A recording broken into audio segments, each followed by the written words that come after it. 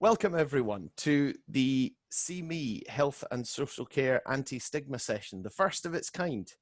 So hopefully this is going to launch a whole series of these kind of events where we bring in external people, external to See Me, to have a discussion about various aspects of mental health inclusion and mental health stigma and discrimination within and around health and social care. I do hope you enjoy it. And this first session has three wonderful people involved in it. And of course, me, your host, as well. I'm Tom Scott. I'm the Health and Social Care Improvement Advisor. And my main piece of work recently has been working on the mental health inclusion improvement resources, the training course, the films, the one-pager, all the stuff that we are about to share with our various partners across the third sector and across health and social care as well. So next, can I ask Dr. Ahmed Hankir to introduce himself? Hi, everyone. Hi. It's a real pleasure and privilege to contribute to this important discussion. I'm an academic clinical fellow in general adult psychiatry at King's College London. I'm also a senior research fellow at the Centre for Mental Health Research in association with the University of Cambridge. I'm really passionate about empowering and dignifying people with lived and living experience of mental health difficulties. I identify as both a mental health care provider and a mental health care receiver. So I'm a wounded healer. And I'm really excited to be collaborating with CME. I've got so much respect and admiration for the organization. So I can't emphasize enough. Real pleasure and privilege to share this space with you all. Thank you very much, Dr. Ahmed. Some people are a bit awkward about compliments. I love them, so thanks very much for that. You're welcome. And we also have Dan Warrender. Would you introduce yourself, please? Yeah, sure. So I'm Dan Warrender. I'm a lecturer in mental health nursing at Robert Gordon University in Aberdeen. I'm also trained as a mentalisation-based therapist and still do a bit of clinical work for NHS Grampian. I've got a strong interest in the diagnosis of borderline personality disorder, so I'm currently studying a PhD around that and also involved in the Scottish Personality Disorder Network. And since 2016, myself and my colleague Scott McPherson have run Mental Health Movie Monthly, which kind of opens up 3 showings of films to the public and then encourages facilitated discussion around mental health issues. That's fantastic. And finally, we have our very own Don Getliffe, who's a CME volunteer. Don, would you like to introduce yourself? Thanks, Tom. Yes, I am Dawn Getliffe, yes. And I am a community champion with CME Scotland, and I've just recently finished my degree with the Open University, which was on approaches to mental health and health and social care. So really happy about that. But I'm a former medical student, so I actually had seen Dr. Hankir in The Wounded Healer in Dundee when I was a medical student. So that was how this talk kind of came about, which was, so it's really exciting to have this talk taking place on Zoom. It's a new fantastic way of having conversations, isn't it, about mental health? So I'm really excited about our talk today. Thank you very much, Don. And I have to say, Don has done a massive amount of work alongside me on the mental health inclusion resources that we are about to showcase and share to various partners and start the product testing phase, but also in making this discussion happen with Ahmed and Dan. And just for everyone who's watching, it's almost certainly been in the brief, and hopefully it's part of what's drawn you here. But what we're here to do today is to listen to Dr. Ahmed deliver his Wounded Healer presentation, and also to tap into both Ahmed and Dan's strengths and ideas around creative approaches to promoting mental health inclusion and reducing mental health stigma and discrimination. It's a hugely important topic, and we hope that Zoom, this kind of Zoom presentation is a good way to explore this subject.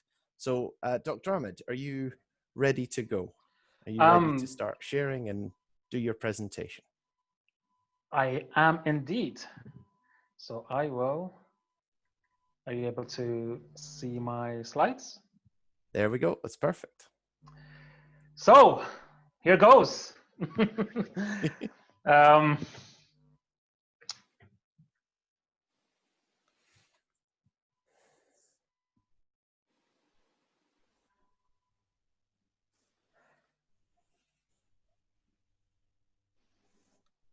Now, some of you may be disengaged.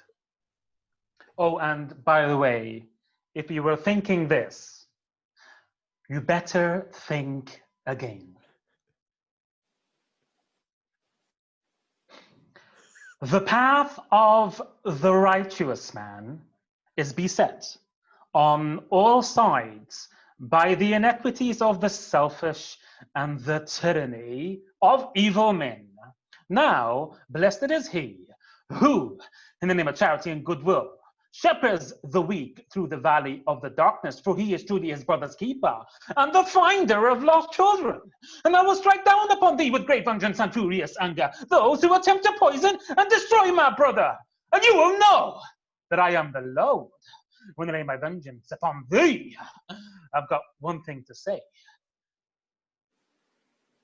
King Kong, he ain't got shit on me. Excuse my language. It is parental guidance. Are you still disengaged? I certainly hope not. If Ezekiel 25:17 doesn't galvanize you, I don't know what will. Good evening. Thank you so much for inviting me to deliver the Wounded Healer. Dawn, I salute you for your persistence and your tenacity. It's really, really admirable. And here we are, sharing this space. We want to contribute to this cultural revolution to erase the stigma attached to mental health problems. The aims of this performance are to raise awareness of the egregious effects of mental health related stigma, address the epidemic of psychological problems in healthcare students and professionals, discuss and describe innovative ways to challenge mental health related stigma, and offer a qualitative insight into the mind and heart of a medic with profound oscillations in emotion. Now, this presentation will be identifying the merits of autobiographical narrative. And so by definition, I will be making reference to myself in my own autobiographical narrative. I hope you don't mind. I'm very proud of some of the goals I have achieved in my life, and I can't thank you enough for providing me with this platform to share my experiences. Now, I stake no claim in being master of the phenomenon that has afflicted me. If in the event you experience psychological distress in any of its many forms, the best recourse is to consult your GP. My talk will be making reference to intense experiences in my life, which may or may not evoke intense emotions and uncomfortable feelings, and that's not necessarily a bad thing. And lastly, unapologetically, it's going to be dramatic, which is so much fun for me, and I really hope that you enjoy it too. Okay, so it is our contention that we can harness the colossal power of the performing arts and storytelling to engage and entertain people. And once engaged, we can inspire people to deconstruct and reformulate perceptions of psychiatry and madness, not based on sensationalism and myth, but based on the facts and on evidence derived from empirical research. Now, what is mental health? Now, simply put, there is no health without mental health. Mental health influences how we feel, think, talk, and behave. It influences our mood, our motivation, our memory. We are utterly beholden to the power and mercy of our minds. Now, people with mental health difficulties often suffer and struggle terribly, So much so that our suffering and struggling can drive us to ending that which is most precious, human life itself. We know that every 40 seconds, someone, somewhere out there dies by suicide. And suicide is the biggest killer of people under 35 in the UK. Now, to emphasize, mental illness is a factor that contributes to suicidal behavior, yet many mental illnesses are preventable. People are dying, and this simply cannot continue. That's why I'm outraged. That's why I'm indignant. That's why there's a fire burning in my belly and thunder in my heart. Now, granted, my approach isn't conventional, but I make no apologies for not conforming with the status quo. We must disrupt, protest, rock the boat, be audacious, be tenacious. You can be an agent of social change, and we are inviting you to join our cultural revolution, which is gaining global momentum to reduce the stigma attached to mental health problems. So this is my tribute to tonight's Move Thinking. The gauntlet has been thrown. Try and trace the thread in my train of thought, if you will. Ours is a world of metaphor, intrigue, fantasy, and deceit. Now, my presentation isn't going to delve so much into the neuroscience and the neurobiology of profound oscillations in emotion, because to be honest with you, I think that's really boring, and I don't want you all to be snoring. What I want to do is demonstrate the association between profound oscillations in emotion and the artistic temperament. And I'm going to utilize the tools of verse and prose in my attempts to achieve that goal. Now, remember, there's that contentious and controversial association between craziness and creativity. So what is nice move thinking? What is nice move thinking?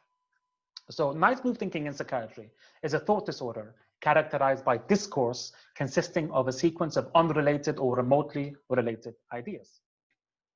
And Nancy Andreasen, she was the editor-in-chief of the American Journal of Psychiatry, so she knows what she's talking about, argues that in the context of creativity, nice move thinking isn't the hallmark of mental illness, but it can be used synonymously with lateral thinking.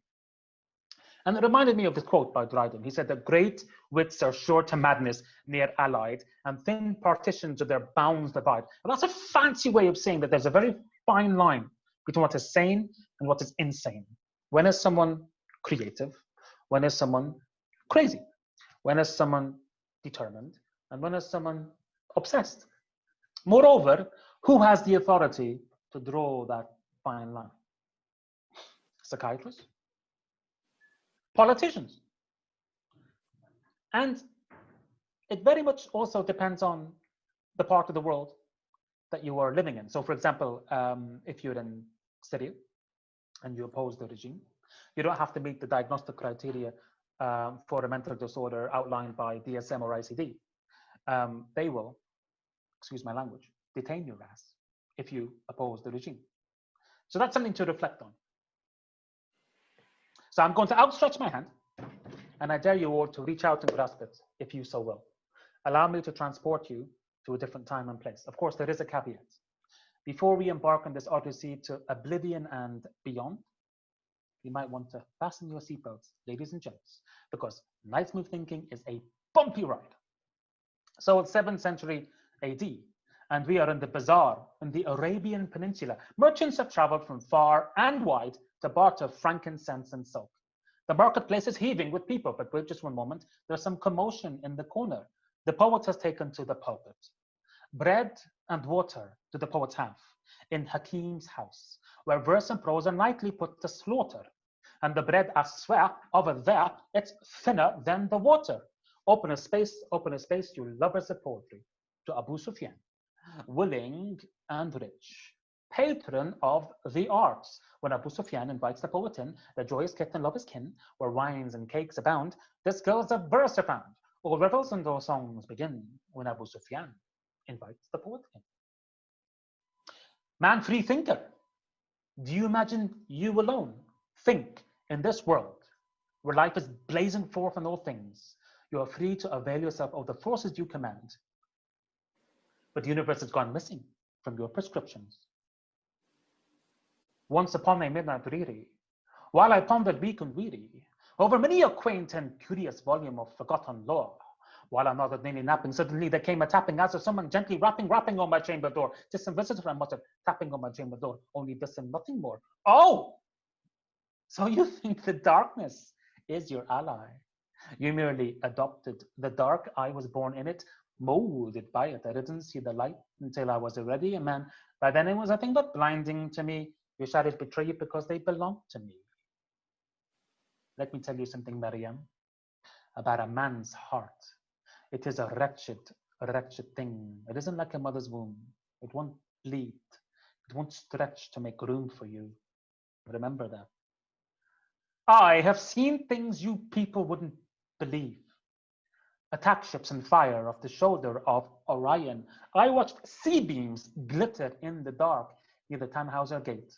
All those moments will disappear like these tears in the rain.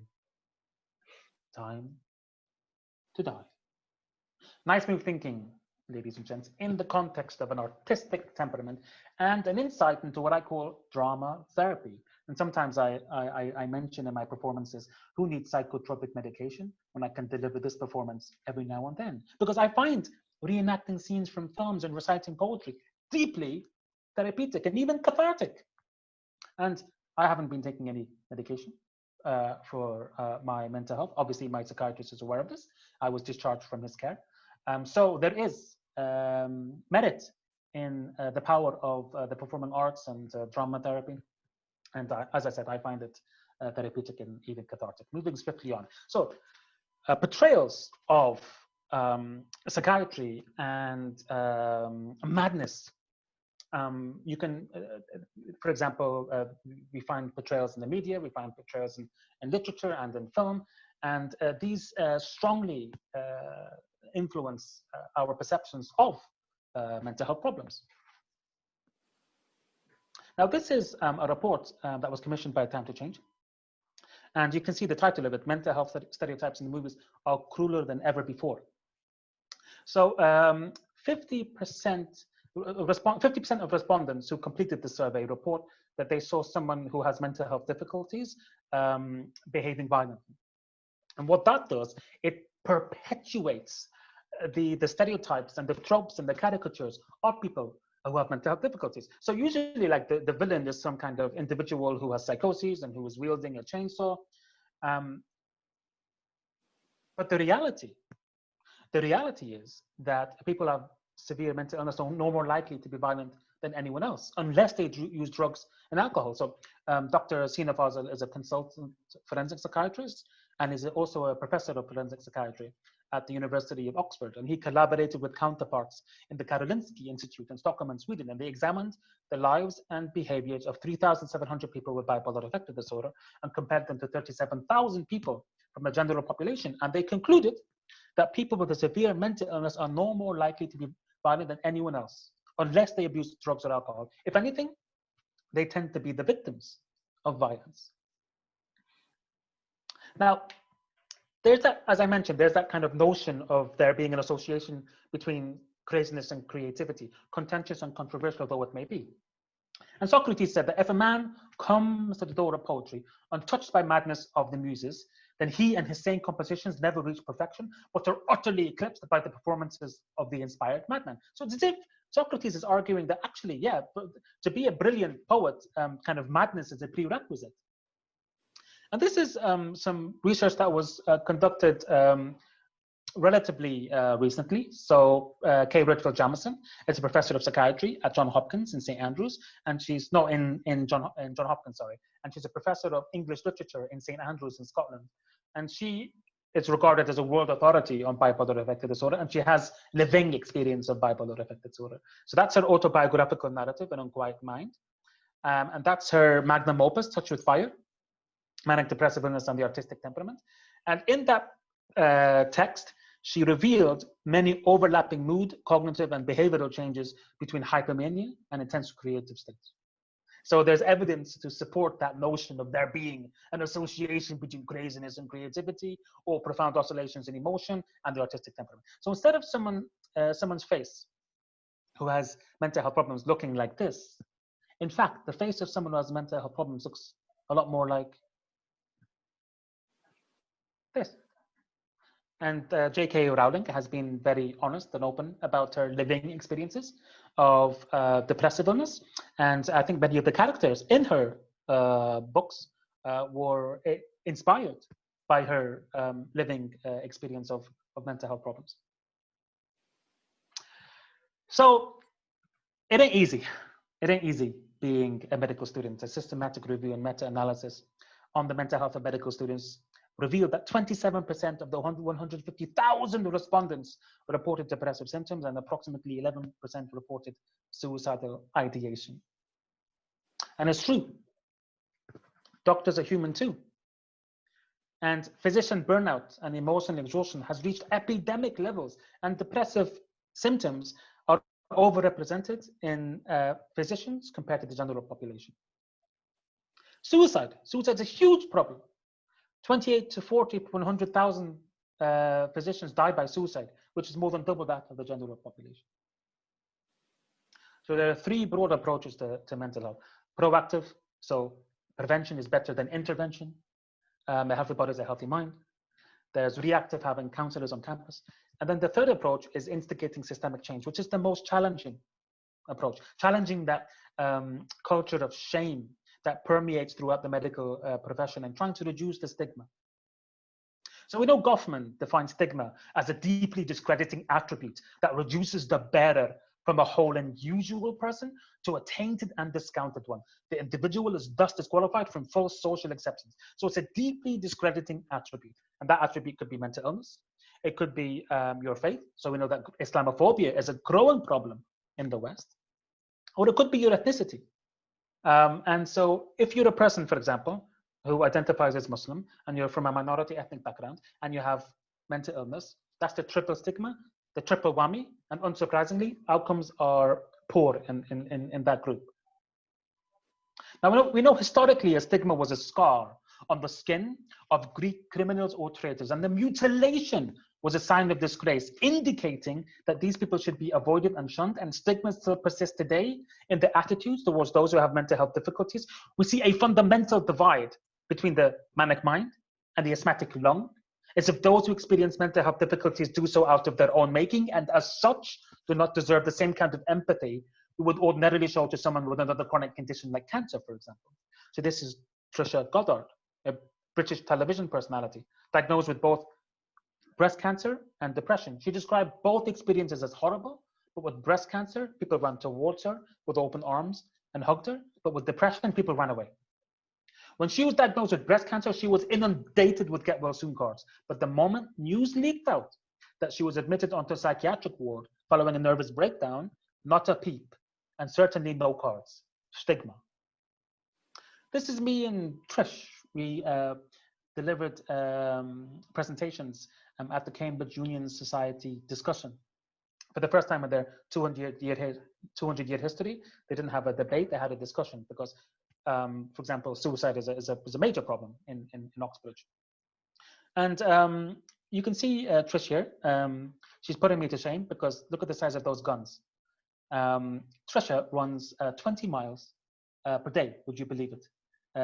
As I said, to emphasize, she really puts me to shame. But it's also kind of it's relevant to what I said previously.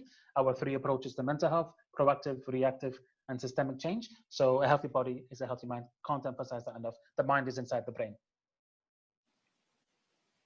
Sources of stigma. So a survey on over 2,100 female physicians who met the diagnostic criteria for a mental disorder revealed that 50% were reluctant to seek professional help out of fear of exposure to stigmatization. So that's a barrier, to mental health services. And it's also a source because the stigma from your peers towards you, if you have mental health difficulties, is devastating. So stigma and a culture of shame are formidable barriers to mental health services, and consequently, many people with mental health difficulties continue to suffer in silence despite the availability of effective treatment. I have to repeat that to emphasize. Stigma and a culture of shame are formidable barriers to mental health services, and consequently, many people with mental health difficulties continue to suffer in silence despite the availability of effective treatment. That is a crime against humanity. That is abominable. This is Dr. Daksha Emson, a brilliant psychiatrist with bipolar affective disorder. She tragically killed herself and her 3-month-old baby daughter Freya during a psychotic episode. She doused her baby with kerosene, I believe, and set it alight.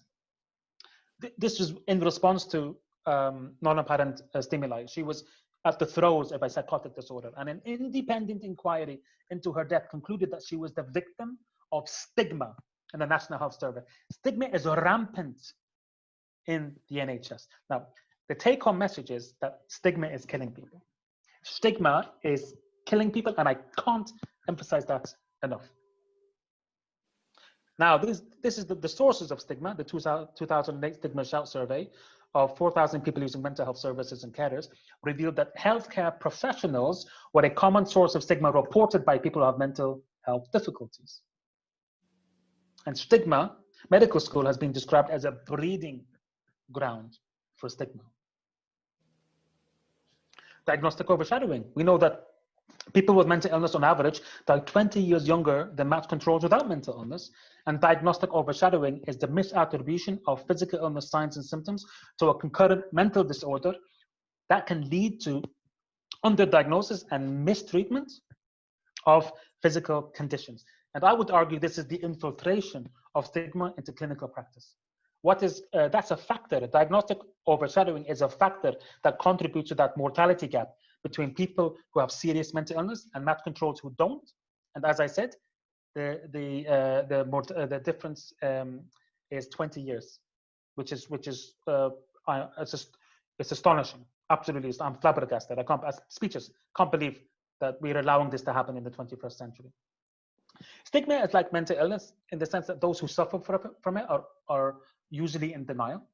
So I've recently encountered a senior psychiatrist who actually claims to be active against mental health stigma and discrimination, and he stigmatized me. And I'm wounded. I'm still wounded. The wound is still raw. I can't believe it. A senior psychiatrist who claims to be active against stigma and discrimination has actually stigmatized me. And we're often in denial.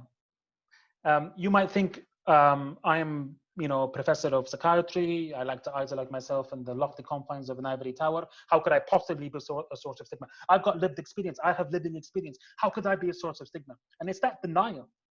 Unless we are actually brutally honest with ourselves, engage in introspection and be vigilant and try to identify any of the biases, conscious and or unconscious, that reside within us. Unless we do that, stigma will continue to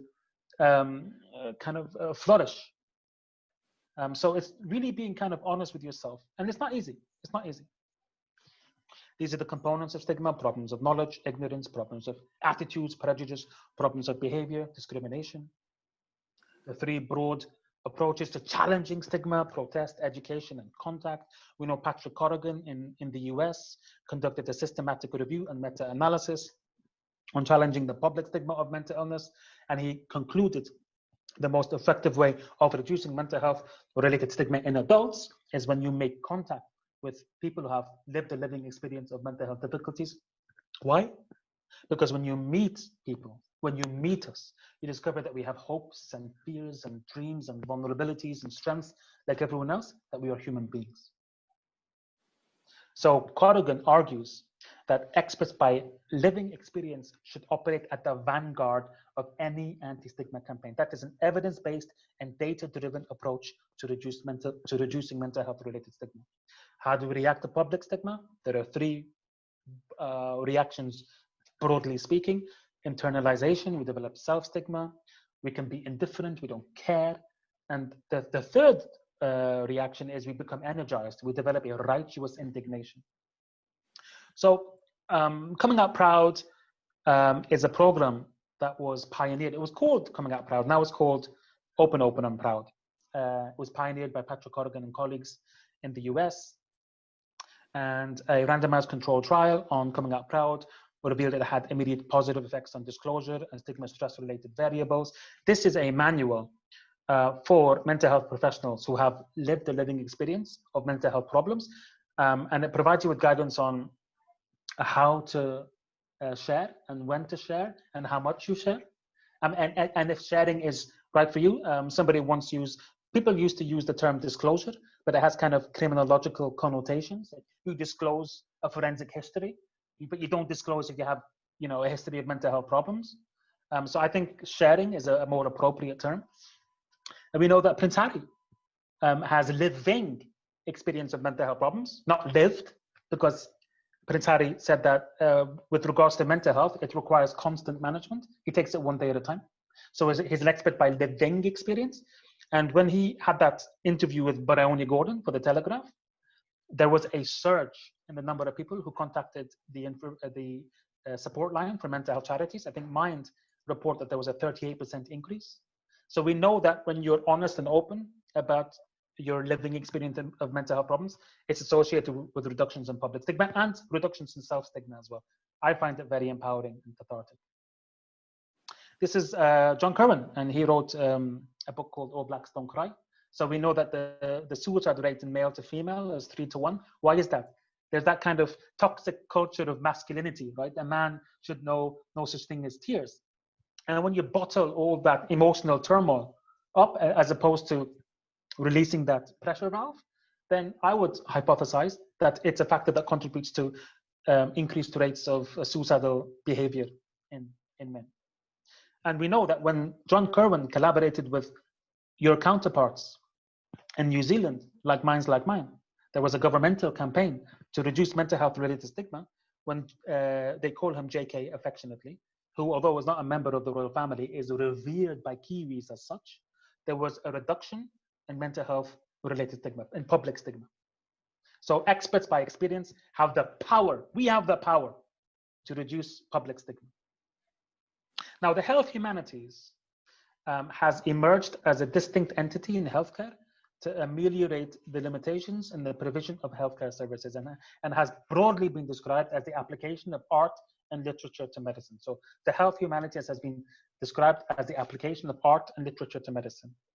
And this is one of my favorite books ever, by Oliver Sacks. And we have it here in the Maudsley Hospital in the corridor. It's written on the wall. In order to restore the human subject at the center, the suffering, afflicted, fighting human subject, we have to deepen a case history into a narrative or tale.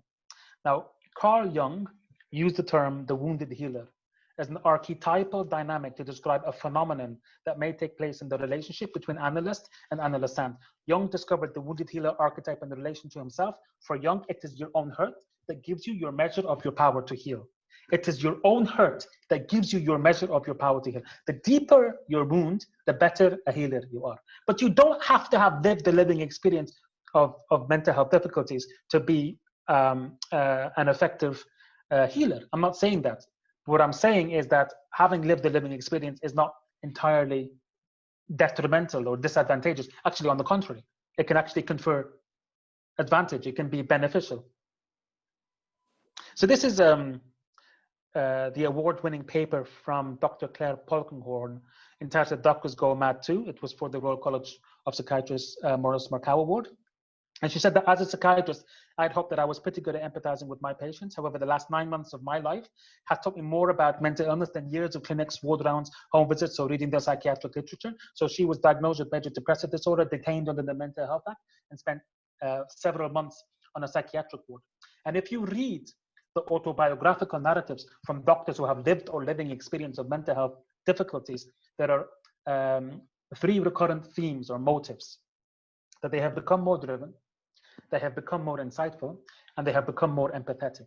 And to emphasize, the point I'm making is that having lived the living experience is not entirely detrimental. Actually, in fact, not only can it make you a better doctor, I would argue it has made me a better human being. So this is my autobiographical narrative. I was born in Belfast. Yes, there is a leprechaun lurking in me. I can be self-deprecating, sure.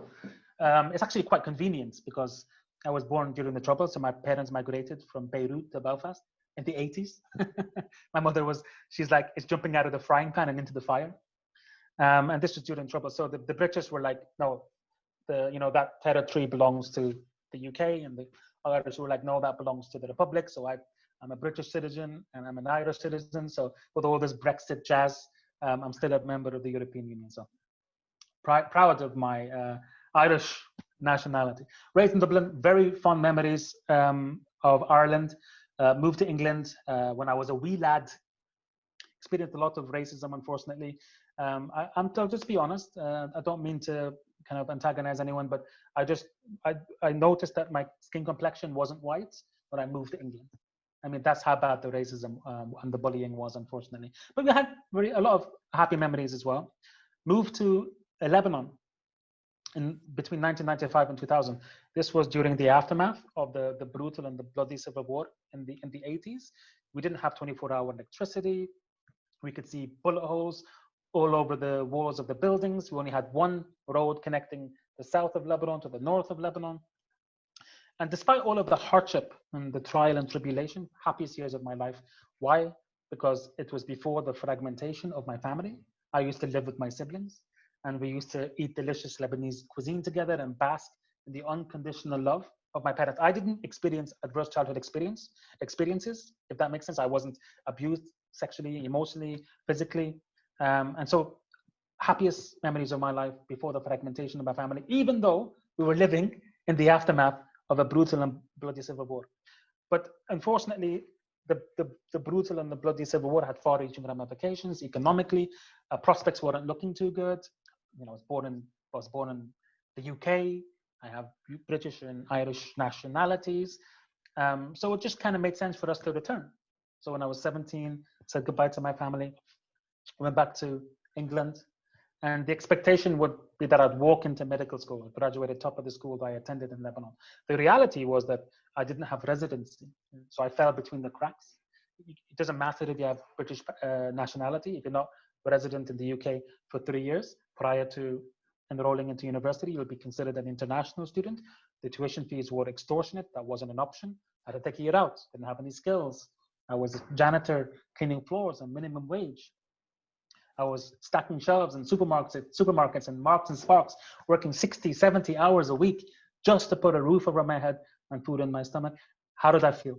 I looked at other people my age, living with their parents, preparing for their A-levels, and it was my dream. I wanted to become a doctor, and I felt like that dream was so far-fetched and so far away from me. But I felt melancholic. I felt despondent, but I didn't give up hope. I stayed focused. I enrolled into a sixth form the following year. I continued to work full-time hours just to put a roof over my head and food into my stomach. I was completely independent. My dream came true. I matriculated into Manchester Medical School, but then in my third year, I woke up one morning to discover that my hometown in Lebanon was bombed, that hundreds of people were killed overnight. And my nightmare turned into a reality. My world turned upside down. We saw this, harrowing images of dead bodies strewn on the streets of Lebanon and babies disemboweled, decapitated, all of this, these horrific images. I woke up to these images on the headlines of newspapers, and I reacted. I discovered how utterly beholden we are to the power and mercy of our minds. I developed a debilitating episode of psychological distress. And C.S. Myers said that everyone has a breaking point, weak or strong, cowardly or courageous. War frightened everyone witless. And in the immortal oratory of the villain in The Dark Knight, insanity is much like gravity. All it takes is a little push. Let alone a full-blown war. The symptoms were debilitating, but the stigma was far worse. Because I was ostracized, I was stigmatized, I was dehumanized by people who I thought were my closest companions. And in extremis, I developed suicidal ideation. I resisted the urge to act upon those thoughts because for me, my faith as a practicing Muslim, it was a protective factor against suicidal behavior. So as seductive as these impulses were, I managed to resist. It wasn't easy. I slowly, and I thought this quote was really powerful because, in this digital age with social media, you can have followers on Twitter, you can have friends on Facebook, and there's nothing quite like an episode of a severe mental illness, which really teaches you who your true friends are. And if I was a true friend to other people, because I made mistakes, which continue to haunt me to this day. Unfortunately, the damage is beyond repair, and there were people who got hurt. It doesn't mean that they weren't true friends. It's just the, I guess, the tragedy of mental illness. So, see, I gradually recovered. I sought help from my imam in my local mosque, who provided me with some pastoral support. I also received life-saving treatment from an NHS psychiatrist, and I got back on track.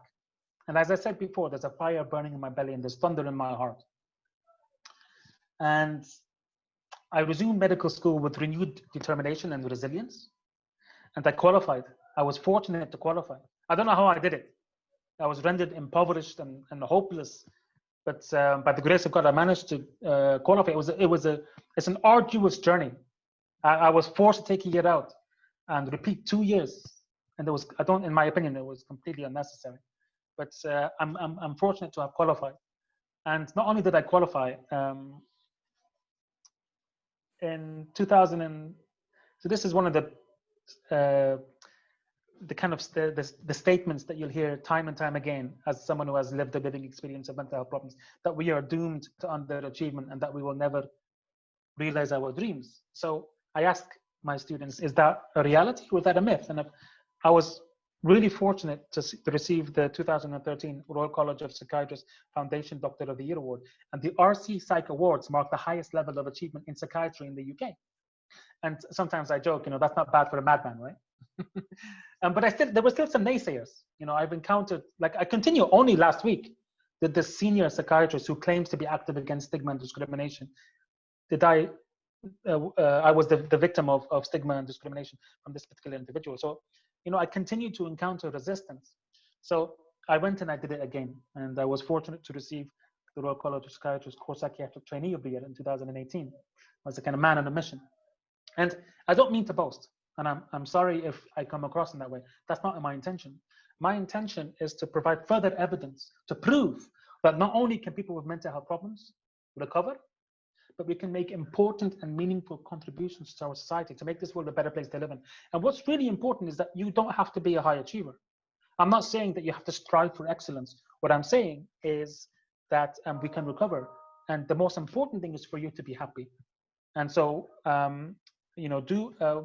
if that, I think that should be your goal. If being a high achiever makes you happy, then by all means, that should be your goal. But I think really want to emphasize the importance is for you to have that kind of peace of mind, peace of heart, and for you to be happy.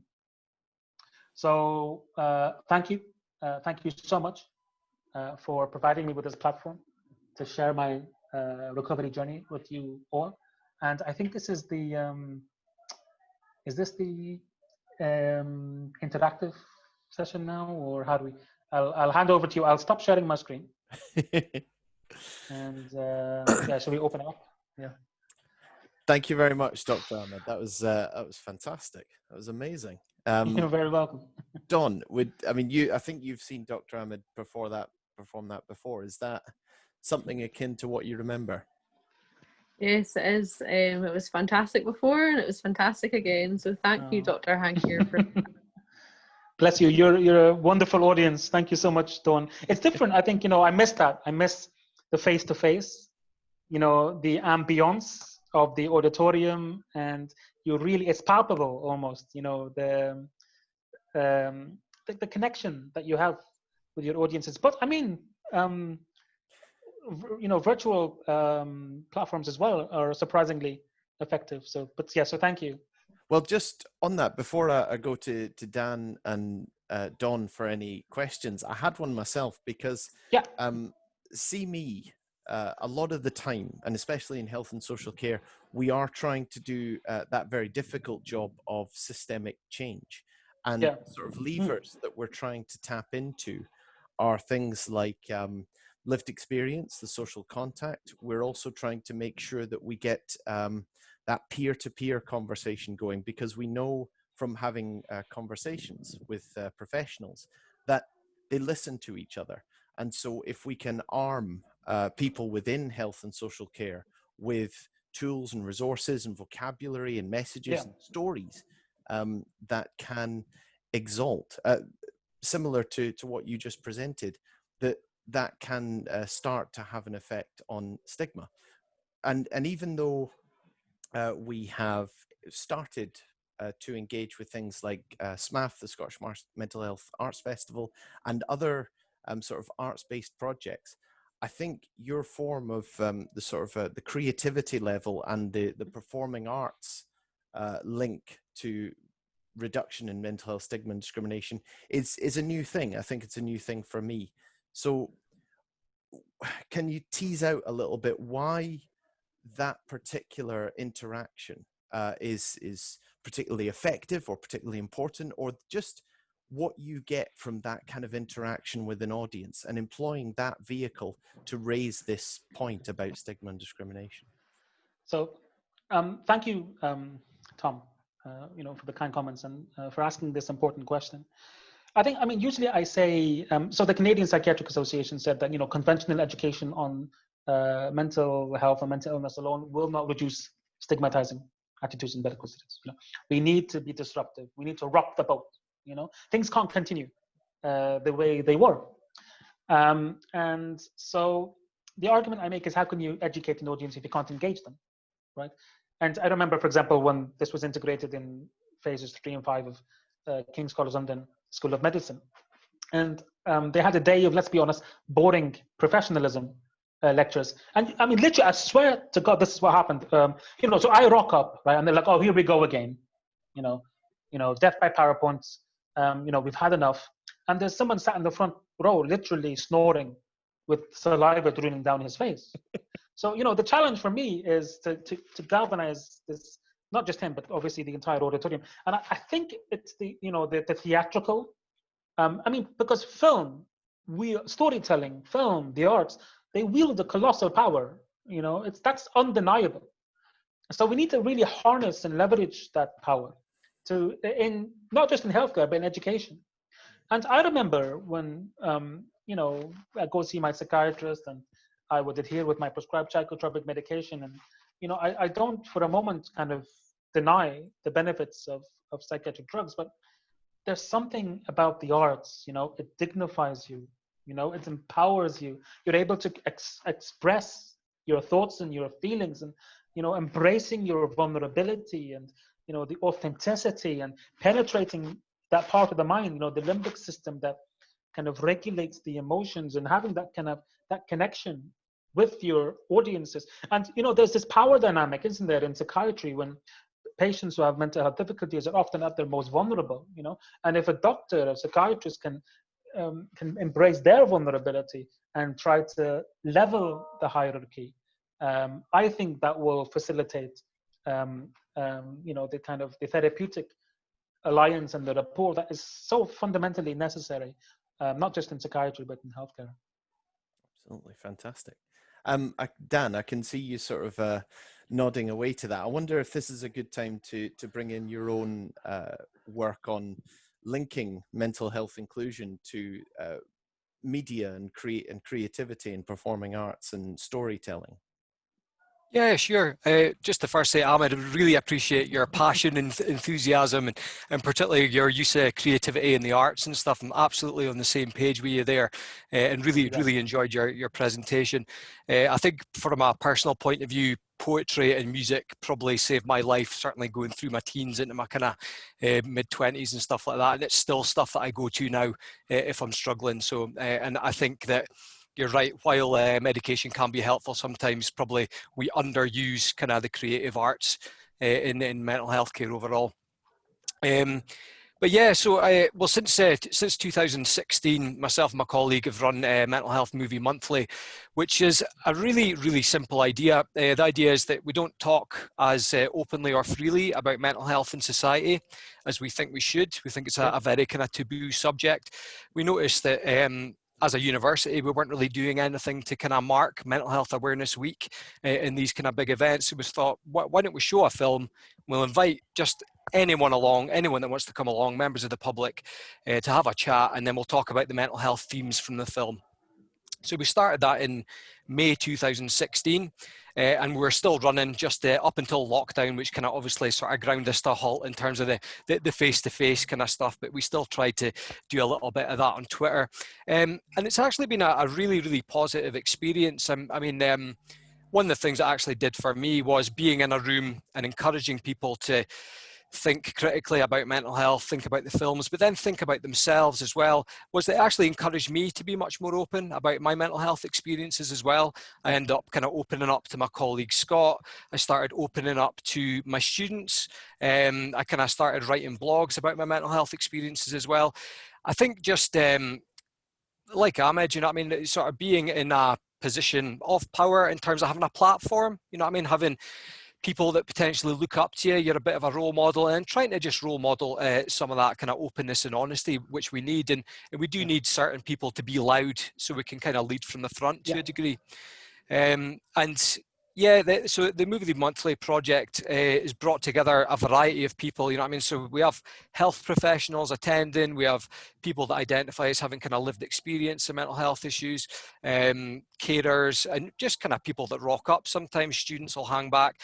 And it's beautiful to get all these people in the same room together, because sometimes you'll get professionals and patients and they only kind of encounter each other in that sort of clinical environment, but you bring them together in a kind of cinema-like atmosphere and they're having a chat over a cup of coffee or a slice of pizza that we sometimes provide. And it's that direct contact that we're talking about that breaks down the stigma, but direct contact that's not in a kind of clinical environment.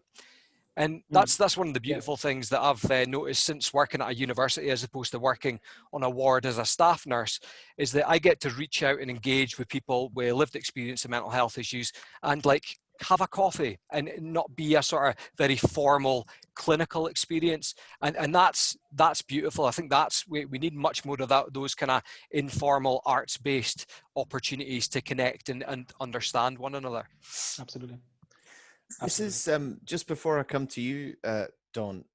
Just that last point you said there, Dan. It's really got me thinking about our very, very early attempts at a social movement within health and social care, because we've got quite a strong social movement program at CME that's done a lot of work, but it's mainly through things like communities and workplaces and education, because within the health and social care system, I think those types of interactions that you're talking about can be difficult to create. They can be difficult to facilitate sometimes. And yet, if we know from sort of a few good examples of research that where a true social movement is achieved within health and social care, and that contact and that discussion goes on, that the outcomes are fantastic, both on health outcomes and reduction of stigma. Absolutely. Dawn, I mean, I don't know about you, but I was picking out so many great things from Dr. Ahmed Hankir's presentation. I had the stuff about Trisha Goddard's response about breast cancer and depression, that dichotomy, that was amazing. The effect of stigma on help-seeking behaviors, I thought was fantastic, and it's something we know quite well. And the symptoms being debilitating, but the stigma being far worse. I mean, I think that's why CME exists. What did you take from his presentation today, and then Dan's discussion there? Yeah, thanks, Tom. I found the presentation by Dr. Hankir so empowering, because as a community champion with CME, I am a lived experience volunteer. Having been a medical student, having worked in health and social care for most of my life, I find that it's so empowering to actually come to a presentation like this and see someone like you, Dr. Hankir, who's doing really well and not despite your mental health, but almost because of it. I think that's really powerful. And it's certainly inspiring, and I can't sing your praises enough, really, for coming along and for doing this, because I've just really enjoyed it, and I don't really know what else to add apart from that. I think that mental health stigma is something we have to continue to keep fighting on, really, and that we're all here for the same reason, aren't we? You know, we all feel that this is an important cause, and that and I hope that people watching will feel the same. I hope Thanks so. very much, Don. Just before we wrap up, there's a couple more things. We had a question come in from, we sort of put this out to our volunteers, our partners, our stakeholders, and we got a question come in about language and about sort of just Dan and Dr. Ahmed Hankir, your sort of general opinions about the progression of language used when referring to mental health. How do we, or do we need to? What do we need to do on this? Do we challenge it? Do we alter it? Who do we talk to? How do we go about this? What are your thoughts on vocabulary and language? Yeah, I mean, I'll maybe start here if you don't mind. Yeah, absolutely. Ahmed. Please. I think the first thing that we need to do is, and I've stolen this from Chris Young that does the Walk a Mile from his book, but it's to not see language as a measure of intent. So we'll have language that evolves over years and we'll develop new understandings, and as a result, language will change. But we can't assume someone's intention by if they're using outdated language, perhaps, you know what I mean? If that's perhaps all they've ever known, that's all they'll ever use. Yeah. So I guess it's about approaching every kind of conversation around the use of language with empathy and trying to understand that person in their own context, in their own experience, and understand that language is sort of coming from that place. I think in terms of kind of language around mental health issues, I probably steer towards mental health issues, mental distress. I know there's contention around the use of kind of the words like mental illness, largely because of like sometimes people's distress makes perfect sense given their lived experience, like adverse childhood experiences, trauma. You know what I mean? If people are traumatized and then diagnosed with borderline personality disorder or kind of post-traumatic stress disorder, we could argue that are these things disordered at all? They're adaptive kind of ways of overcoming and dealing with lived experience. So those are the things that I would use, but I'm quite careful not to sort of attack people for using language that doesn't quite fit my understanding. And I guess it's just always going back to that place of empathy, because we'll never sort of change minds or have important debates and move things forward without starting off kind of approaching each other with empathy. Absolutely. Just before I come to you, Dr. Hankir, as well, I think that's such an important point, because See Me, everything we do at See Me, it starts with lived and living experience. We are very lucky to have a team of highly creative and talented volunteers like Dawn here, who can contribute to our Tom. No worries. It's true. They constantly contribute to our thinking on the subject. But if we were to purely go with that voice, we know, especially in health and social care, we'd be missing out, because healthcare professionals listen to each other. It's that peer-to-peer thing again. So what we've been trying to do is with these our latest work and these latest resources that we're about to share with everyone, is to try and get a genuine sort of knowledge translation going on between healthcare professionals and those with lived and living experience. And hopefully the more that conversation takes place, the more empathy we can generate, just as Dan's saying. Dr. Hankir, what do you think about language, vocabulary, all that kind of stuff? I mean, I'm in full agreement with Dan. I think it's interesting because we talk about hearts and minds, right? And when Dan says empathy, it feels like it's coming from the heart, I make reference to film. I love V for Vendetta, and I remember the protagonist. He was he was soliloquizing, and he said, words are the means. So whilst the truncheon may be used in lieu of conversation, words will forever retain their power. They are the means to meaning, and for those who will listen, the enunciation of truth. The colossal power of words. We know that talking therapies, words can be therapeutic. Words can be life-saving, but words could be very, very extremely harmful.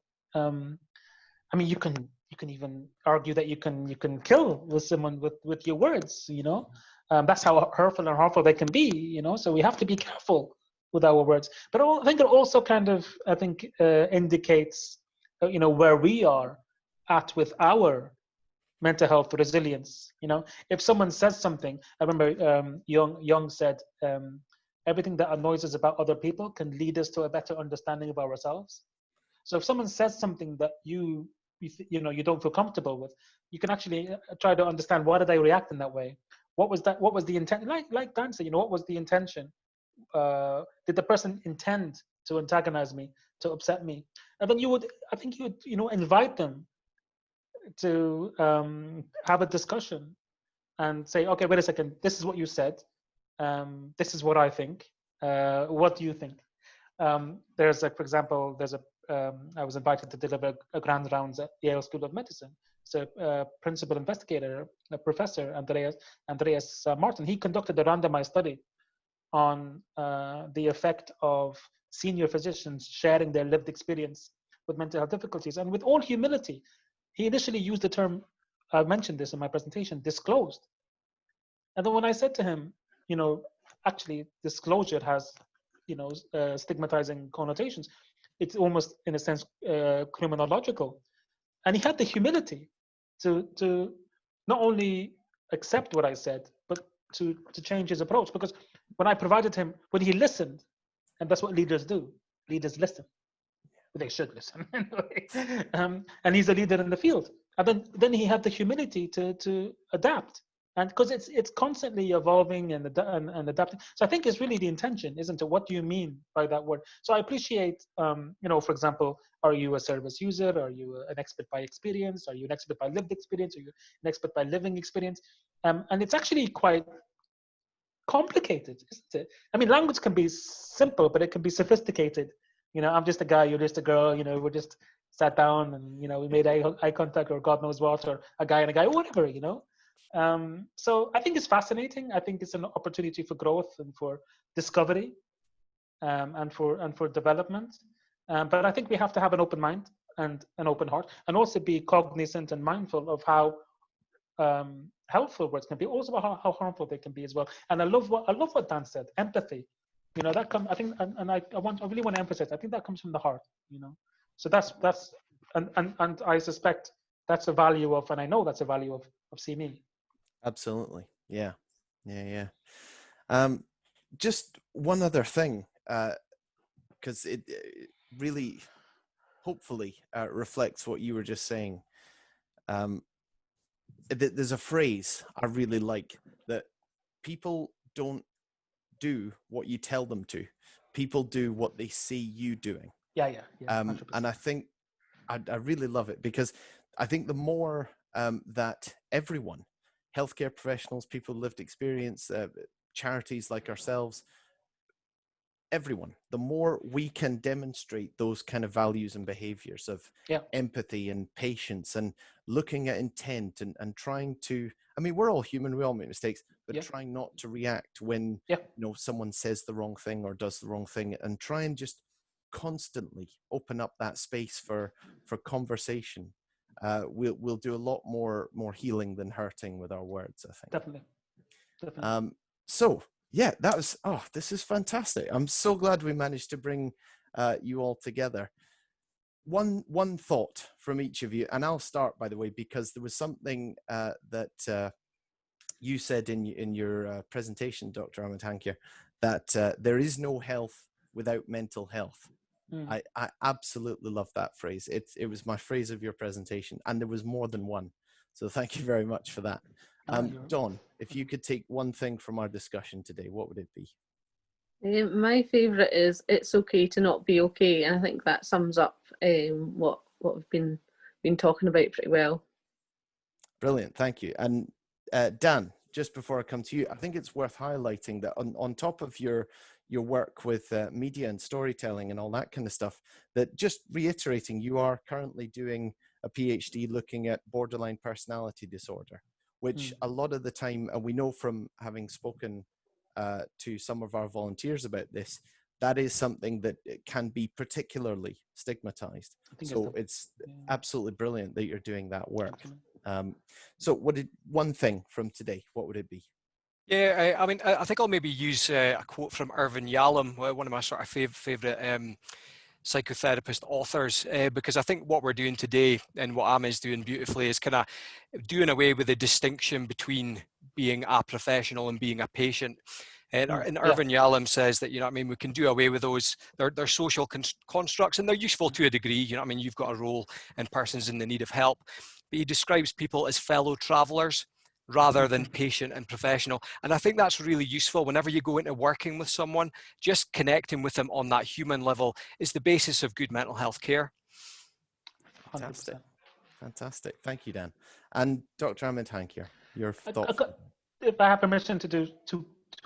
Oh, there's always one who breaks the system, isn't there? I mean, the first one I think was an observation, and I think was the beauty of the diversity in this discussion. Ethnicity, gender, faith. It doesn't matter. Queen Rania said, "The voice of the human heart needs no translation." And there's a universality. Each person's story is unique, but there's a universality in the themes that we have discussed, of empathy, of vulnerability, of authenticity, of kindness, of humility. And just to kind of build on what Dan said, I think it's so important, because this hierarchy, especially in medical school, by the way, is toxic. And kind of building on the quotes that Dan shared with us by Albert Camus, and I recently tweeted this, like don't lead, I may not follow. Don't follow, I may not lead. Just walk beside me and be my friend.